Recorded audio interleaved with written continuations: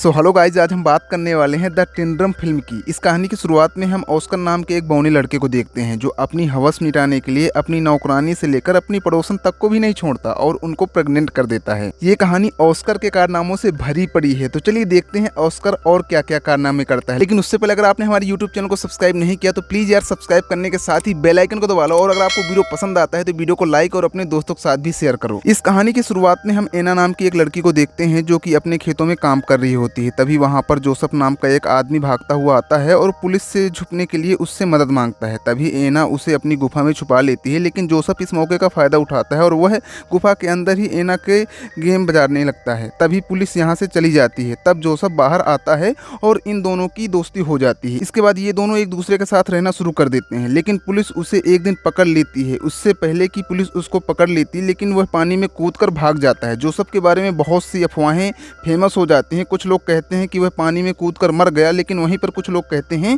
कि जोसेफ पानी में कूदने के बाद अमेरिका निकल गया और वहां पर काफी अमीर बिजनेसमैन बन गया। वहीं हम दूसरी ओर एना और उसकी बेटी एग्नेस को देखते हैं जो कि बाजार में सामान बेचकर अपना गुजारा कर रहे होते हैं। एग्नेस अपने कजन जैन से प्यार करती है जो कि एक पुलिस स्टाफ में काम करता है। इसके अलावा एना एल्फ्रेड से भी प्यार करती है जो कि एक जर्मन शेफ था। उन तीनों के घपाघप कार्यक्रम से ऑस्कर नाम का एक लड़का पैदा होता है। ऑस्कर पैदा होने के बाद से ही रोना स्टार्ट हो जाता है और वह चुप नहीं होता। जब उसकी मॉम उससे कहती है उसके 3 साल होने के बाद उसे एक टीन ड्रम देगी, उसके बाद वह रोना बंद हो जाता है। अपने 3 साल होने के बाद जब ऑस्कर अपने जन्मदिन पर लोगों को शराब पीते हुए और कुत्ता डांस करते हुए देखता है, वह डिसाइड करता है कि वह कभी बड़ा नहीं होगा और अपने इसी काम को पूरा करने के लिए वह सीढ़ियों से कूद जाता है। इसके बाद से ही ऑस्कर हमेशा के लिए ही 3 साल का ही रह जाता है। वो हमेशा अपने ड्रम को अपने साथ रखता है और जब भी उससे कोई उसकी टूटी हुई ड्रम लेने की कोशिश करता है, वह इतना जोर से चिल्लाता है कि अपने आसपास के सारे कांच तोड़ देता है। धीरे धीरे टाइम गुजरता जाता है। अब ऑस्कर 6 साल का हो जाता है। ऑस्कर ना ही बड़ा होता है और ना ही वह अपनी टूटी हुई ड्रम को अपने से दूर रखता है, और जब भी उससे उसकी कोई ड्रम छीनने की कोशिश करता है तब वह अपनी आवाज से कांच को तोड़ने लगता है। ऑस्कर की इस पावर को देखकर सारे डॉक्टर परेशान थे, लेकिन उसकी मॉम और उसके परिवार को जानना था कि ऑस्कर क्यों बड़ा नहीं हो रहा। हम देखते हैं एग्नेस हर थर्सडे को ऑस्कर के साथ शहर जाती थी और वह ऑस्कर को एक दुकान में छोड़ देती थी। इसके बाद वो जैन के पास जाती थी और वहां जाकर जैन के साथ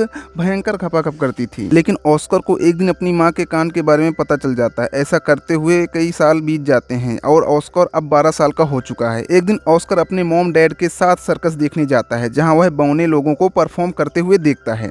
उन बौने लोगों को देखकर ऑस्कर के मॉम डैड को ऐसा लगता है कि शायद ऑस्कर भी एक बौना है। सर्कस खत्म होने के बाद ऑस्कर बैबरा नाम के एक बौने से मिलता है जो कि ऑस्कर के इस टैलेंट को देखने के बाद उसे अपने सर्कस में काम करने के लिए ऑफर करता है। लेकिन तभी ऑस्कर के मॉम और डैड वहां आ जाते हैं और ऑस्कर को अपने साथ ले जाते हैं। इसके कुछ दिनों बाद हम देखते हैं कि ऑस्कर की माँ ऑस्कर को जिस दुकानदार के पास छोड़कर जाया करती थी, वह दुकानदार भी धीरे धीरे एग्नेस से प्यार करने लगता है। वो उसे और ऑस्कर को अपने साथ लंदन चलने को कहता है, लेकिन तभी एग्नेस उसे मना कर देती है और वहां से चली जाती है। उसके कुछ वक्त बाद एग्नेस को यह पता चलता है कि वो प्रेग्नेंट है और उसके पेट में जैन का बच्चा है। इस बात से एग्नेस काफी परेशान हो जाती है और अपनी टेंशन की वजह से कई सारी मछलियां खा जाती है, जो कि उसे खाना बिल्कुल भी पसंद नहीं था। वहीं उसके पति अल्फ्रेड को इस बात से कोई फर्क नहीं पड़ता कि एग्नेस के पेट में किसका बच्चा है। वह एग्नेस को सिर्फ खुश देखना चाहता है। लेकिन ऑस्कर के पैदा होने के बाद एग्नेस को कभी खुशी नहीं हुई, इसलिए वह अपने इस बच्चे को पैदा नहीं करना चाहती है। और बहुत ज़्यादा मछलियां खाने की वजह से उसके पेट में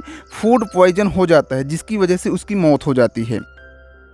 उसके कुछ साल बाद हम ऑस्कर को देखते हैं जो कि अपनी टूटी हुई ड्रम को ठीक कराना चाहता है। यह सब उस वक्त हो रहा था जब जर्मनी पूरे पोलैंड में हमला करके पूरा कब्जा करने की कोशिश कर रहा था। वही पोस्ट ऑफिस में भी पोलिश लोग जर्मनियों पर हमला करने की तैयारी कर रहे थे। तभी अचानक जर्मन्स का उन पर हमला हो जाता है। इस हमले में बहुत से लोग मारे जाते हैं, जिसमें से एक जैन भी था, और इस हमले में ऑस्कर किसी तरह बच जाता है और वहां से भाग जाता है। इसके कुछ दिनों बाद देखते हैं अल्फ्रेड एक लड़की जिसका नाम मैरिया है उसको अपने दुकान में काम करने के लिए रखता है। मारिया दुकान के साथ साथ ऑस्कर का भी ख्याल रखती है। धीरे धीरे ऑस्कर को भी मारिया से प्यार होने लगता है। ऑस्कर की भी उम्र मारिया की जितनी ही थी, लेकिन मारिया को इस बात पर यकीन ही नहीं था और वो ऑस्कर को अभी भी बच्चा मानती थी। जब एक रात अल्फ्रेड किसी काम से शहर से बाहर जाता है, तब वो मारिया के बेड के पास आता है और वो चूहे की तरह उसके कंबल में घुस जाता है और घपाघप करने लगता है। मारिया को भी ऐसा करने में अच्छा लग रहा था, इसलिए वो ऑस्कर को नहीं रोकती है। धीरे धीरे ऑस्कर उसके उसके और भी करीब आने लगता है। लेकिन अचानक उसे एक दिन पता चलता है कि मारिया का अफेयर अल्फ्रेड के साथ चल रहा है और मारिया अल्फ्रेड से बहुत प्यार करती है, लेकिन अल्फ्रेड सिर्फ उसका यूज कर रहा था। मारिया इस बात से बहुत ज्यादा दुखी होती है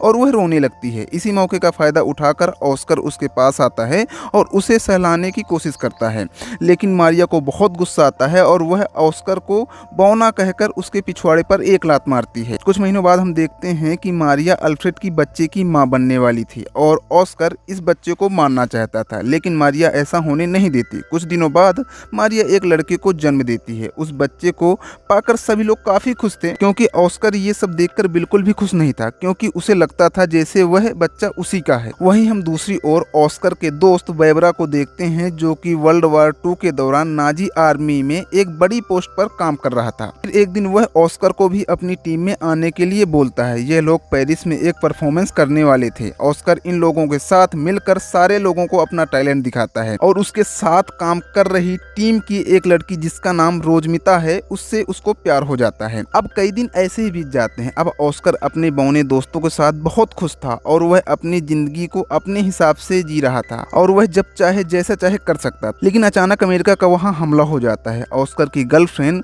रोशमिता इस हमले में मारी जाती है। उस हादसे के बाद ऑस्कर अपने घर फिर से वापस आ जाता है। यहाँ आकर वह मारिया के 3 साल के बेटे को वैसे ही ड्रम गिफ्ट करता है जैसे कि उसे अपने 3 साल की उम्र में मिला था। लेकिन मारिया ऑस्कर के यहाँ आने से बिल्कुल भी खुश नहीं थी, लेकिन अल्फ्रेड अपने बेटे के यहाँ आने से बहुत खुश था। अल्फ्रेड अपने बेटे को उन लोगों से छिपा कर रखता है जो कि ऑस्कर को हॉस्पिटल ले जाकर उसका इलाज करना चाहते हैं, क्योंकि अल्फ्रेड को ऐसा नहीं लगता कि ऑस्कर आम लोगों से अलग है। शहर की हालत धीरे धीरे बिगड़ने लगती है। उसके बाद अल्फ्रेड अपनी पड़ोसी लीना और अपने बेटे ऑस्कर को छिपाकर बेसमेंट में रख देता है। इसके बाद अल्फ्रेड को अपने नाजी होने की बात भी छिपानी पड़ती थी, लेकिन एक दिन अचानक रशियन सिपाही उसके घर पर छिपते हुए आ जाते हैं और वो अल्फ्रेड के सामने ही लीना के साथ जबरदस्ती करने लगते हैं। वहीं अल्फ्रेड को नाजी सिपाही होने की बात छिपाने के लिए ऑस्कर उसे एक चिन्ह देता है जिस पर नाजी होने की बात लिखी हुई थी।